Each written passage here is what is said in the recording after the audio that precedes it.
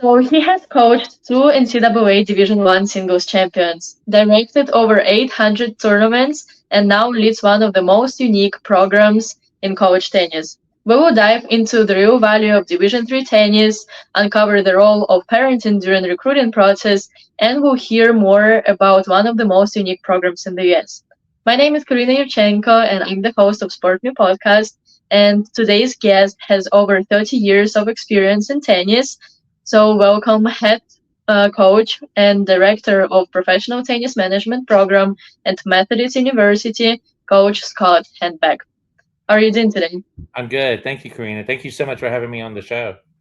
I really appreciate your time today. So, to start off, who did you want to become growing up? You spent so many years in tennis. Was it something that you wanted to do since you were a kid, or did you have different dreams growing up? Actually, my first job that I was going to do would be a chemical engineer. Oh, And wow.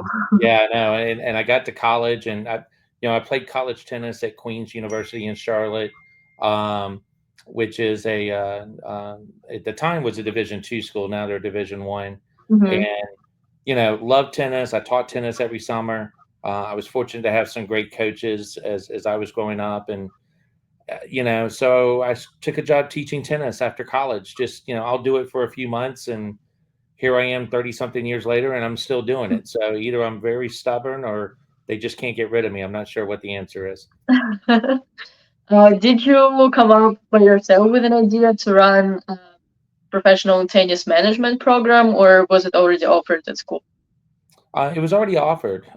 It's a program that is offered here at Methodist and a couple of other universities here in the United States that it's been around since the 80s.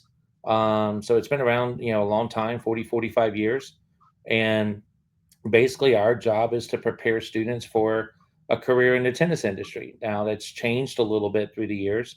Originally, it was about being a teaching pro at a club and feeding balls and becoming a director of tennis. And now the career pathway is a lot different. We have some that work for the WTA and ATP running professional tournaments. We have some that work for the USTA and do different things for them.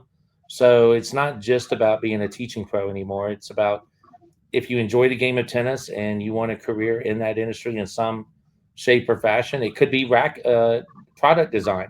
One of our Hmm. alumni owns a company called Master Athletics, and he used to be a product designer for Wilson Sporting Goods, and now he owns Hmm. his own company. So there's a lot of different career paths you can take. That's awesome. So you mentioned that you've been in tennis for over 30 years. What keeps your fire going? Um, it's seeing people achieve their goals. I Hmm. think that's why we become a teacher or why we become a coach is, somebody comes to us and they have a dream or they have a goal they want to accomplish. And, I've always said that a goal is a dream you're willing to pay the price for. If you're not willing to pay the price, it's not a goal, it's just a dream. It's never going to happen. And, I've been very fortunate to work with some players that, they're willing to pay that price. They do what they need to do. And everybody's dream is different. Not everybody's dream is to win Wimbledon. I mean, Hmm. sometimes it's just making your high school team. Sometimes it's, I just want to beat that girl across the neighborhood because I'm tired of losing to her. And Hmm. that's okay. But I think, for us as coaches and teachers, it's helping them achieve whatever goal that is, whether it's something in a career, whether it's just something in their life. I think that's kind of our goal. I really like the mindset and what you mentioned about goal difference between goal and dream. I will definitely note for myself as well. So you have a huge experience coaching different athletes, in different divisions, different levels. So how do you adapt your approach to different types of athletes? Um, Again, it really comes back to the individual and what they want to do. I mean, everybody wants to be a Wimbledon champion. Hmm. Whenever somebody gets into tennis, they want to be at Wimbledon on center court, holding up the trophy and saying, "Yeah, that's me." But not everybody's willing to pay the price to get there because it is a price, and you can't have everything in this world. And I think for again, for us as coaches, the key is understanding the individual.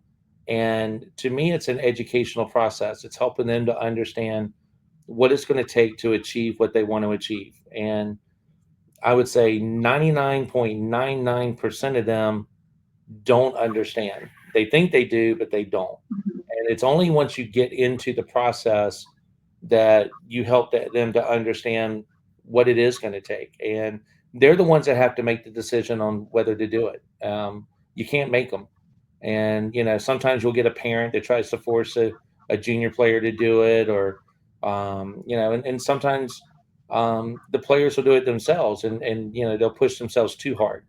I've seen Mhm. that as well. So, but the trick is, I think, as a coach, is we're the experts. We're the ones that have walked the walk, talked the talk, and we kind of know. Well, our job is to help them understand what it's going to take to walk that walk, and then they have to decide whether they want to do it or not.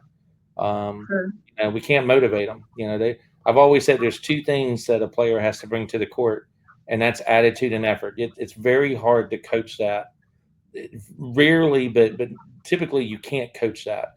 And Mhm. so they have to bring that, and they have to decide whether they want to do what they need to do. So your team just had a great season, posted really good record. Do you think this attitude and effort what makes your team special, or is there anything else on top of that that you think helped them to be so successful this season? It's this is a great group of guys. They've been through a lot. We started changing the culture of a program. I think success comes from your culture, and your culture comes from the efforts you put into it and the attitude you bring on a daily basis. And um, you know, they really have worked hard over the last 2 years. I've been coaching the team only for 2 years. I've been here for 7 years running the tennis management program, but in coaching the team, this we just finished my second season, and it's been a big culture change for them, and they've bought into it, which is great. And that culture change comes from them. It's not me. It's not. I played college tennis. I'm done. This Mhm. is their team. Again, my job is to help guide them on that walk and to help them find the path that they want to be on. And so they've done a great job of changing the culture themselves and defining who they want to be, and putting the effort into it. Um, Mhm. so I think that has a lot to do with why we have had the success we've had, is that it's been driven by the players. And my job is just to facilitate it. My job is to help them. Uh, Mhm. and so we've been fortunate. We had a great year this year, as you said. It was a step forward from the previous year, and hopefully we'll take another step forward next year. And um, recruiting's going great. We've got 8 new guys coming in this fall. Oh wow, Yeah, we actually have already had verbal commitments from 6 players for the next year. So we're already a year ahead right now, and that's great. That means we're doing something special that people want to be part of, and that's what it's all about. that's amazing. And you mentioned changes in culture. How would you describe these changes? Like how the team was before the changes and how they are right now? I don't really want to talk about before, because that's in the past. I like to leave the Mhm. past in the past, but again, they've set goals, and they're working hard towards those goals, and they're putting the effort in. Um, it's one thing, as we said before. A goal is a dream you're willing to pay the price for, and a lot of people dream, and they're like, I want this, I want that, but then when it comes to the everyday efforts, are you doing what you need to do? And they have. And that's, to me, that's the biggest change, is that they've set a goal, and they're putting the efforts in to get there. um, Mhm. and some of it is time related, some of it is changing mental and emotional attitudes, and some of it is making changes to their game from a technical and tactical perspective. But the number one thing is that they've decided to make changes, and they're making changes, which is great. Mhm. Yeah, I agree with you absolutely. And you mentioned that you already have 8 new people coming for the next season, and then 6 people the season after, which is interesting to me because I think a lot of Division 3 schools struggle with recruiting process. So, what do you think makes you special? Why people are willing to come? Well, I mean, it's telling our story. It's this is who we are. This is what we're about. This is what we're trying to do. And we're fortunate here at Methodist. We have a great facility. We've got 8 hard courts. We've got a 10,000 square foot building that's a tennis building. So we've got locker rooms, a classroom. We've got a stringing lounge with 3 Wilson Bayardo stringers. We've got a player lounge. I mean, facility. We have great facilities, which is awesome. That's a huge benefit. We have a great staff. We have 3 full-time coaches that are working with players. We have 2 part-time coaches. So I mean, we have 5 coaches here that are helping the players grow and develop, and but it's nice having those benefits, Hmm. the assets, but it's also just telling your story as to who you are and what you want to do, and is it a fit? So many junior tennis players and their families and their parents that all they think of is D1, D1, D1, and they don't think about, well, is it the right fit for me? And look at the transfer portal right now. I think there's over 600 women's tennis players and 500 something men tennis players Hmm. at all levels in the transfer portal. And to me, every one of those is an example of someone who really did not find the right fit when they went to college for whatever Hmm. reason. Maybe it was they didn't have a good person advising them. Maybe whoever the coach was didn't tell them the real story of who they were as a program, and tell them about their culture. Or maybe the player just was disillusioned and didn't really have the right idea of what they were looking for. Um, Hmm. to me, that's 1,100 examples of bad fits. And to me, Hmm. I think it's all about finding your fit. You may find um, that your fit, you could be the NCAA Division I singles champion and a 14-7 UTR, and decide that, what, this D3 school is where I want to go, or this D2 school. And it's not about levels, and it's not, but it's about the fit.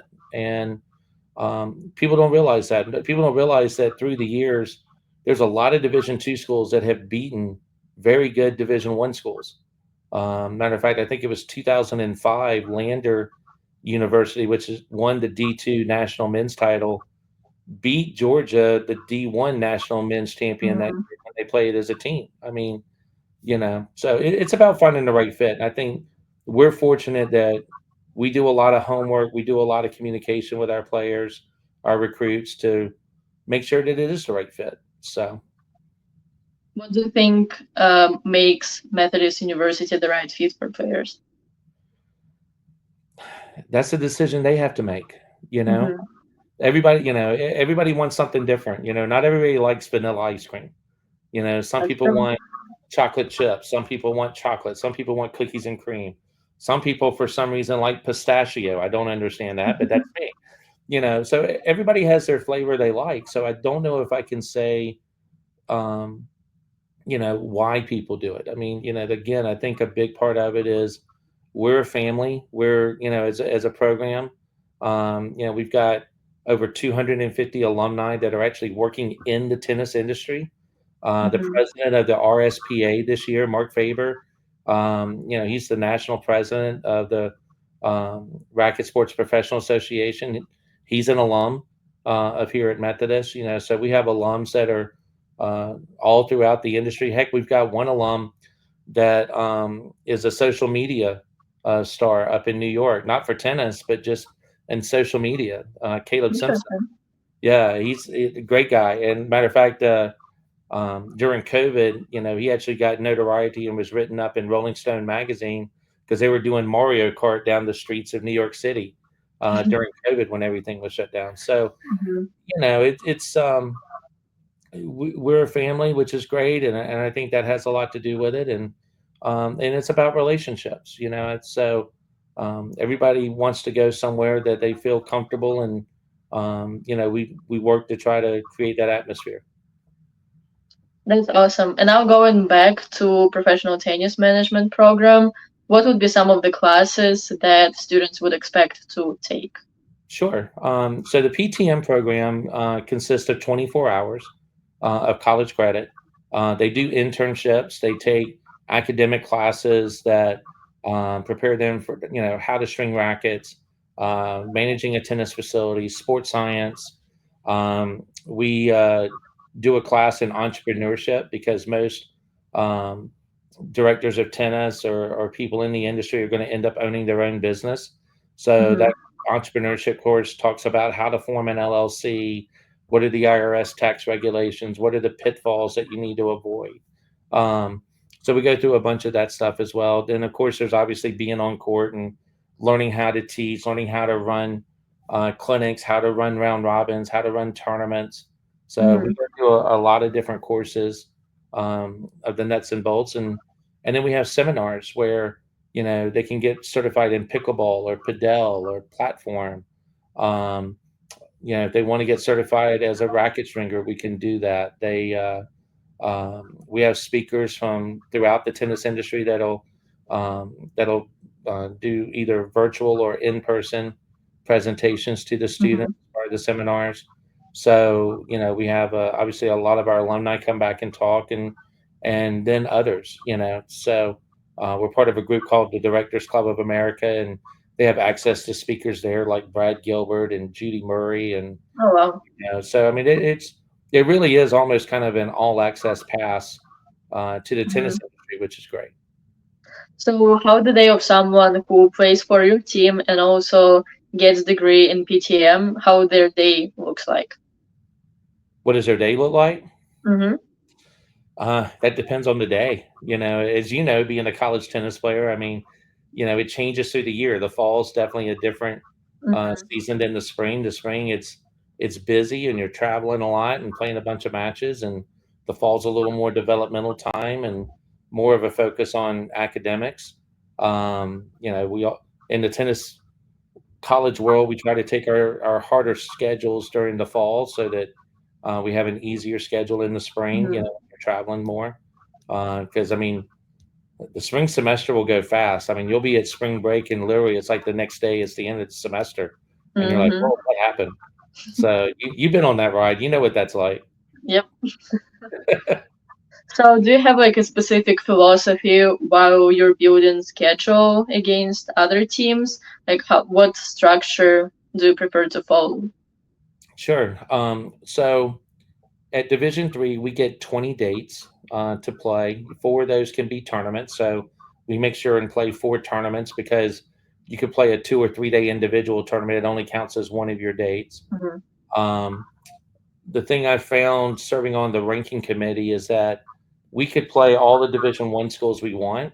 None of those results are considered for rankings or for advancing to the national tournament. So Mm-hmm. we do play a lot of Division 3 schools. We try to play those that are nationally ranked or regionally ranked, so that we um, one are challenged, and then two that we get the opportunity to advance as far as we can afterwards. We do get at Division 3 2 exhibition matches, so we do play Division 1 schools when we play those. Mm-hmm. But it does get hard for us to play Division 2 or Division 1 using some of our other 16 dates outside of Mm-hmm. tournaments when uh, when those results, basically it's like we didn't even play the match, and so it makes it hard to schedule a lot of those. So we do play some D1s. We'll also schedule 2 matches in a day a lot of times. Mm-hmm. So instead of just getting 20 dates, we might play 30 dates because 8 or 9 times we'll play 2 matches in a day. We're Mm-hmm. fortunate to have a squad size and the strength of our squad that we can do that, which is great. That's awesome. And now moving our gears more towards recruiting process, I Mhm. would like to discuss the role of the parents in recruiting. So my first question would be, how do you feel about parents contacting you directly and not players or agencies? Have you ever had this experience that parents will talk to you? Oh yeah, absolutely. Um, it's always interesting because if you ask most tennis coaches that work with junior players, most of them are like the only good thing parents are good for is paying the bills and dropping the kids off. And to me, I don't agree to that. I think Mm-hmm. that the parents do need to be involved. I mean, this is this is a family decision. This is a family event. And Mhm. so I think, whether you have a junior tennis player that's working with a coach, yeah, the parents need to be involved. They need to know what's going on, what you're trying to do, what the player's trying to accomplish, and as a coach, what you're doing. I think as a college coach and recruiting, you want the parents involved. Now, I've had some conversations with recruits where the recruit said literally 2 words in an hour, and it's the parent the whole time. Mhm. Yeah, that's not real good either. But and I've had some where I'm just talking to the recruit and the parent, I never even met the parent. And Mhm. that's not good either. The parent does need to be involved, but the player needs to be involved. The player needs to be engaged. So Mhm. I think as a recruit for college tennis out there, it's kind of finding that balance. The player needs to um, drive the bus, so to say, to show that they are interested, that they are going to be responsible, that it's not just Mhm. a parent that's doing, all the different things for their kid. But the parents need to be involved as well. Mhm. Um, I'll give you an example. I had a player on my team, and uh, he was looking for jobs after graduation. We were getting ready to start that process, and the mom called me to ask, and I didn't reply to her. I didn't respond to her email. Um, and then she emailed again, and then she finally called, and I didn't respond to any of them. And the player was like, my mom's pretty mad at you. And I was like, okay, but she's got to quit doing your job. I was like, she cannot get you a job. If she makes a phone Mhm. call or an email on your behalf trying to get a job after graduation, not only are you not going to get that job, you won't get any job around there because Mhm. that director is going to tell every other director about how you're not responsible. It's like you have to do it. You have to do the work. I know Mhm. you think it's cute that your mom does your laundry still and does it.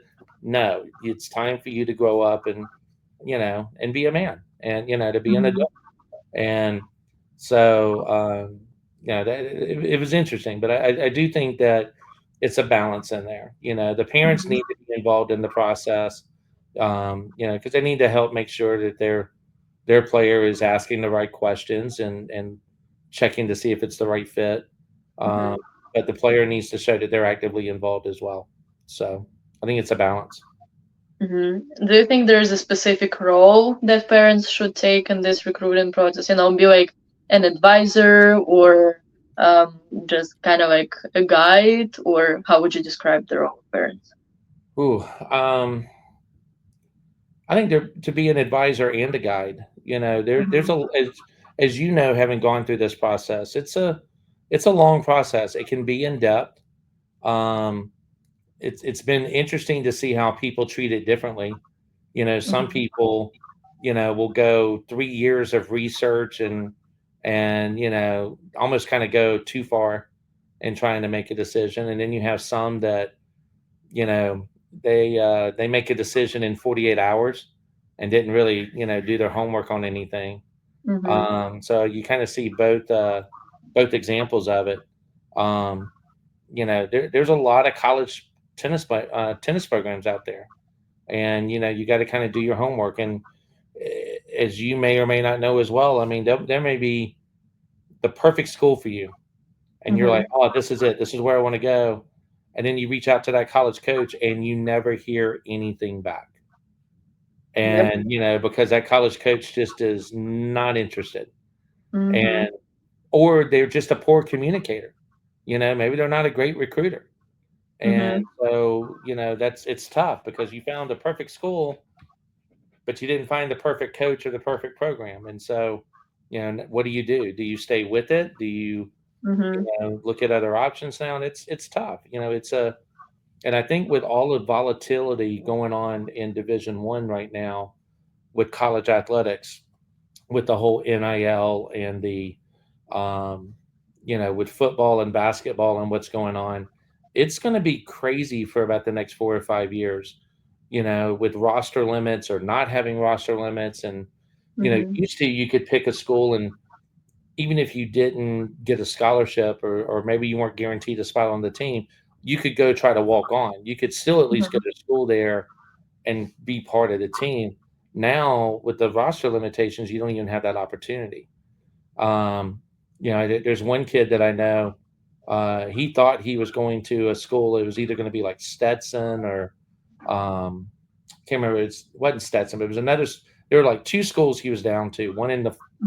in Florida and the other one in the southeast. All of a sudden, both opportunities are gone through the roster limitations. He couldn't go to Mhm. either one, so he sat out a semester, started looking at another group of schools. He'd already been through this process and narrowed it down to one of two. Thought he had a spot set there, and then they ended up getting a transfer from Auburn Mhm. in the transfer portal. Now he's out of that school. Now he's Mhm. in a school in Iowa he had never heard of in his whole life 2 Mhm. years before, and that's unfortunately that's a real life situation that's happening right now. Mhm. And then you've got schools that are dropping programs like Radford. They've always been a really solid mid-major D1, and they just dropped their program. Uh, Mhm. East East Dallas Baptist, that was a nationally ranked Division II program, dropped their program. There's been schools that are closing, like Mhm. Limestone University in South Carolina. I mean, so there's constant changes that are going on, and you know parents need to be involved in the process. They need to, and unfortunately, most parents, just like junior tennis, they're not very educated on that process, and they don't have the coaches aren't necessarily helping them through that process, or nobody knows where to turn for Mhm. guidance and advice in that process. Um, it's an interesting process, very much so. Mhm. That was a great answer to this question. And just something else that popped up in my head. You mentioned that a lot of programs are closing right now. What do you think is the reason for it? Um, well, different reasons. One, some of the Division I programs are closing because they're trying to realign their athletic priorities to Mhm. be able to pay for the athletics program. Um, for example, when you have a conference, like let's take the SEC. Uh, Mhm. so you have schools like University of Georgia, Alabama, Tennessee. If one of them goes to a bowl game or makes the NCAA basketball tournament, every school in that conference gets paid. They get a portion of Mm. that money. So when Interesting. if Georgia wins the national football title, they don't get 100% of that. Some of that goes to all the schools in that conference. So when you have a school like Radford that's in the Big South, I think they're in the Big South. I believe they're in the Big South. Um, if somebody goes to the NCAA tournament and earns money, then they get a portion of it. Mhm. So, it's not just the team that goes. Well, with this whole settlement that's about to happen, that's in the court system about NIL and paying and paying athletes in college, that money's going to go away. So you're talking Mhm. about a school like Radford maybe would get $4 or $5 million in payouts. They're now not going to get that money, Mhm. and they're having to figure out, okay, how are we going to balance our budget before they get to the critical part where they can't balance their budget. So they're looking for ways to financially restructure so that our athletic department will still break even instead of losing $4 or $5 million a year. Mhm. Um, Sometimes that's tennis, and the reason it's tennis is you have some schools up north that don't have their own indoor facilities, so they're having to rent court space at facilities. Well, that's Mhm. expensive, so that makes tennis a an easy sport to cut because they don't have their own facility for it. Or you Mhm. have a school like Winthrop University in Rock Hill, South Carolina. They cut their program about 7 or 8 years ago, and part of the reason is they needed to refurbish their facility. Well, that was going to be $900,000. So Mhm. instead of spending that money, they just cut their program. And you're talking about a program that had won the Big South tennis championship like 18 years in a row. I mean, Mhm. like or their conference champion like every year, and they cut the program because they didn't have the money to redo the facility. Ironically, what's interesting is that Radford, they are putting in flag football. Uh, Mhm. They got rid of tennis, but they're adding flag football. But you're playing flag football on a facility that's already there. You don't need a new Yeah. facility. The NFL is providing grants for all the equipment, and you're not Mhm. really giving scholarships. That's going to make them money. So where tennis was probably not. Yeah, that's crazy. I keep seeing all of these posts on Facebook and on group, and then Instagram stories from different schools. Like this program is cut, this program is cut, and I feel like this year is getting crazy if we would start to count every single program that was cut, which makes it really sad because it's a great experience for people who play tennis. Well, it is, and you probably have another. I would venture to say you're going to have another 10 or 15 that will close down this summer that haven't announced yet. Mhm. They're coming. There's one getting ready to announce today. I think it's Northwestern Ohio is announcing today. Yeah, Um, yeah, yeah. They did, yeah. so, there's more that are coming because they're just now trying to figure out what's going on. And, Hmm. and part of it, I think there's two things that recruits and their families need to look at. Um, Number one, is the school making money? Are they breaking even? Hmm. Because, I'll give you an example. Here at Methodist a few years ago, I'm actually a faculty member here, and I'm not a staff. I'm actually on the faculty, a teacher. Hmm. And so I chair the faculty financial affairs committee here. And a few years ago, we lost. I think it was $5 million. I think we brought in 32 million. We spent 37 million. So we lost 5 million. So Hmm. we paid for that out of our cash reserves, and we paid for that out of doing some one-time fundraising to cover that. Well, you can't do that every year, And so what we did, we have 80 academic programs here at Methodist, and 90% of our students are in 30 of them. So that means over the other 50, we only had 10% of our students in there. Hmm. So we made some cuts. We changed our focus. We got rid of a few academic programs, which of course some people didn't like, and I understand that. But you know, now we're breaking even. We're making money every year. It's a positive. When I say making money, I mean it's not like we're making millions, but we're not losing money. Hmm. And so one of the things parents can do is look at the universities and colleges and say, okay, are they making money or not on a yearly basis? If you got a school that's losing millions of dollars every year, and they have for the last 4 or 5 years, and it hasn't changed, that ought to be a red flag. Hmm. That's a school that could be making a change to what they're doing. The other thing to look at is endowment. How big is their endowment? If they happen to have a large endowment and they're losing money, okay, they have a way to pay for it. So it's not as big of a deal. But if you have a school that doesn't have a large endowment and is losing money, that's a school that, again, there ought to be a red flag there. And those are schools you got to be careful of. I like how you made it the approach from like a business standpoint of it a little bit, because yeah, I think a lot of people never look at these aspects, and then you go to school, and then after 2 years, you're on the transfer portal because your school cut the program. So that's interesting point that you just made. Well, and it's also interesting in the recruiting process because um, I'll give you an example. When you were being recruited, what was one of the first questions you got asked by a college coach? What are you looking for in the university and the Okay. team? What was the next question? What's your budget? And then what's the third question? Hmm. It's been a while ago, so True. What's your you tell UTR? me. Oh yes, yeah. What's your UTR? I Hmm. don't personally care what your UTR is. And I'll tell you why. And I tell this to every recruit. I don't care what your UTR is because unless you're a 12 or 13 UTR, you're an incomplete player.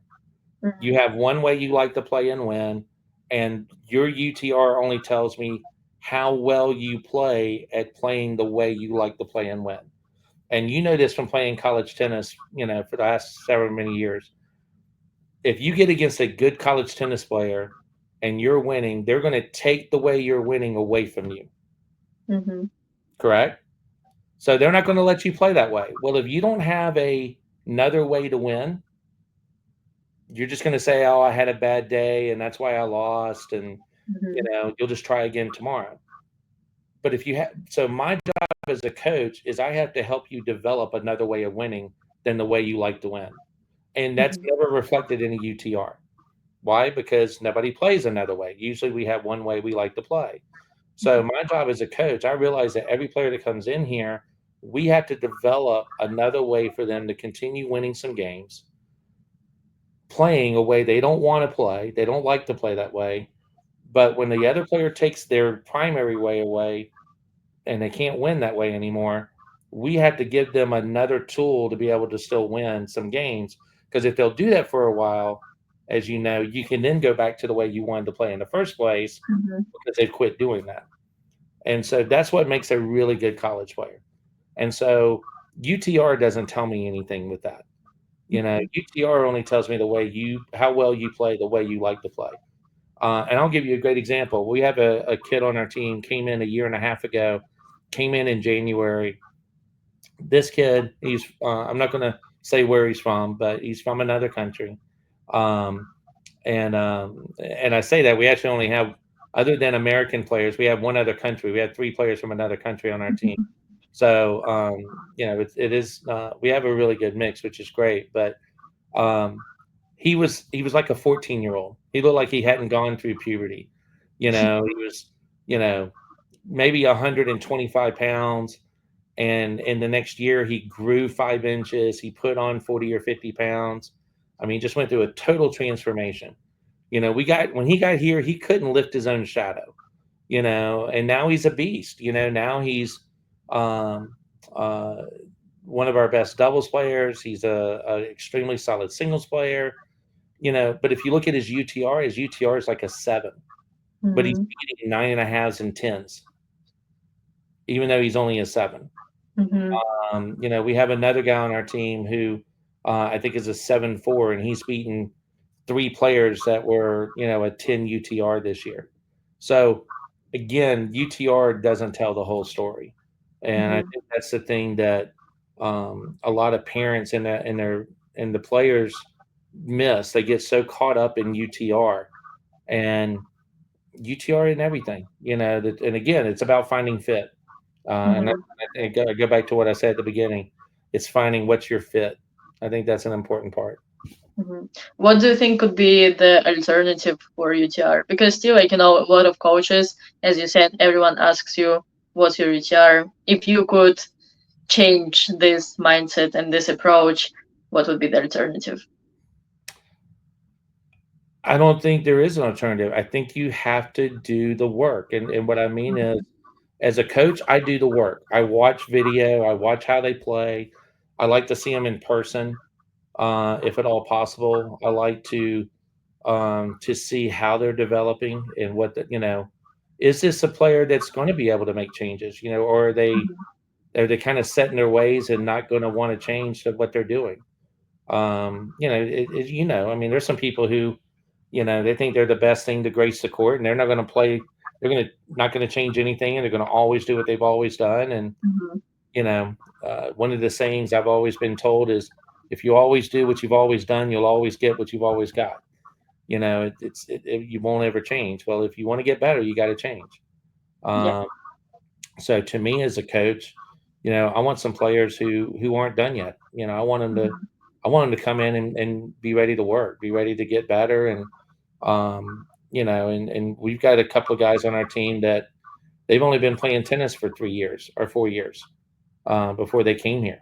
And Mhm. I think that's great. Yeah, their UTR wasn't great, but you know what? They're here to develop and get better. And we regularly will see players leave here with a UTR of 3 or 4 more points than where they came in. That's, Mhm. to me, doesn't then we're doing our job well. So Mhm. um, but I think it's tough. A lot of players and parents, they like to look at the roster and go, okay, well, you know, I can go play here, or I can't play there, or I can't.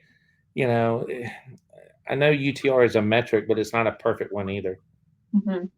So That's so true. Okay, before we jump into our last part, is Sure. there anything else that you would like to share about you, about your team, about the program that maybe we didn't cover throughout last, Um, I don't know, 45 minutes?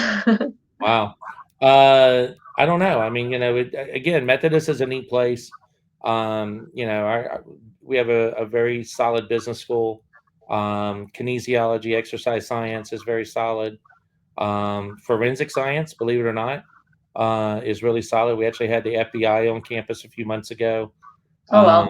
conducting some drills and stuff in our forensic science program. Was able to be part of that. That was pretty cool. Except nobody knew what was going on at first, and they saw all these police cars, and we're like freaking out, which was pretty funny. We're starting a medical school, so we're going to be it's not something you see every day at a smaller Division 3 Hmm. university having a med school. So I think that's pretty cool as well. It's funny. A lot of people ask us why we don't have indoor courts. I'm like, we don't need them. Literally, this last year, we had only 2 days of practice rained out the entire year. Hmm. So, it's always sunny here. It's great. But so what you got in the last segment? Yeah, so we're gonna play a little game called This or That. So I'm gonna give you two options, but you can choose only one. Okay, Okay, so for the first one, coaching or playing? coaching. Third full set or set super tiebreak? I'm old school, full third set. I agree with you. No ad scoring or traditional dues? No ad. Learn to love the pressure. Okay. Winning 7-0 against a weak team or losing 3-4 to a team from top 5 ranking? Losing 3-4. Nothing. It's so funny. Sorry, I know I'm going on a That's okay. No, I love it. I love it. Go ahead. this, but it's so interesting when you're coaching a college match and just the ups and downs and ebbs and flows. And when you get a match that's 3-4, one way or the other, I mean, I will literally have probably 20 times in that match that I think we're going to lose, and I'll have 20 times in that match I think we're going to win, and it just flows. And Hmm. people don't realize that. And when you're talking 6 singles matches going on, and there's ebbs and flows in each of those matches, man, I mean, nothing gets your adrenaline going like that. Hmm. And I've learned to never, you never know what the final result's going to be till the last ball is hit. You just don't. Hmm. Yep, So that's so true. yeah, Okay, for the last, okay, go ahead. Yeah. a good friend of mine has always said that there's no clock in tennis. You can't run the clock out. Hmm. The match is only over when the last shot is hit, and that is Hmm. so true. And I think that drives the drama of it. Yeah, I agree. Whenever I play, sometimes I look at some of my teammates playing next to me. And I'm like, okay, she's good. She won first set. Let me focus on my match. And then next time I turn my head to look at her score, it's already third set. She's up or down, whatever it is. And you're right. Like, you can never predict the outcome until the very last point in tennis, which makes it very interesting and exciting to watch. But I cannot imagine how coaches feel in this moment. It's probably like these emotional You swings. you feel that way, but you have to present that you're flatline. And Hmm. and that's the tough part. I mean, but you have to enjoy it, and you just have to sit back and go, it's all at the end of the day, the sun's going to come up tomorrow, win or Yep, lose. So, yep, all that's so right, true.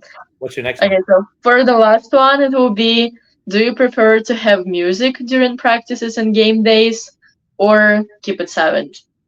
Oh, definitely music. What type of music your play? Okay, do you choose the music or do your players choose the music? A little bit of both. Okay, so Yeah, how does the mix look like? I can't. I have a couple of guys. I can't let them choose the music. It'll be like death, heavy metal, or we had one that was playing like 1940s bebop music. I mean, I was just like, what in the world is this? Um, so when that started happening, I was like, okay, we're gonna have a mix. Everybody give me a playlist. And I was like, we're gonna put a little bit from everybody, but there's gonna be a couple of vetoes that we're gonna veto a couple of these songs out of here.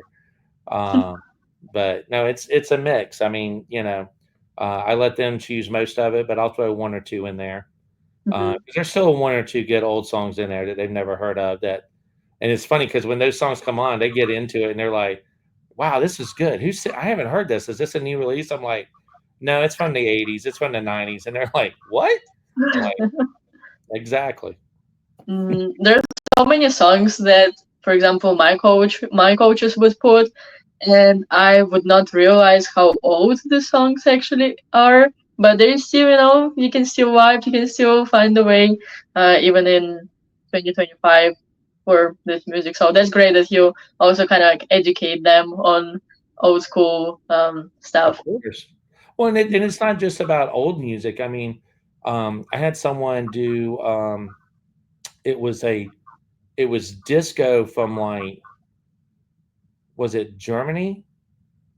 It was some sort of German rave song, and it was pretty cool. I was Mhm. like, wow, where did that come from? That's pretty awesome. And but it was a song from Europe, and I was just like, that's really cool. So Mhm. I think it's about having a big mix. That's awesome. Well, I loved all of your answers. Definitely got a lot of good insights from you and feedback on different aspects of recruiting and college tennis in general. So thank you so much for sharing, your journey and some of the mindsets that you try to follow. And yeah, just for your passion for the game. And I really appreciate your time today. Well, Karina, thank you so much. I think this is a great thing that you're doing.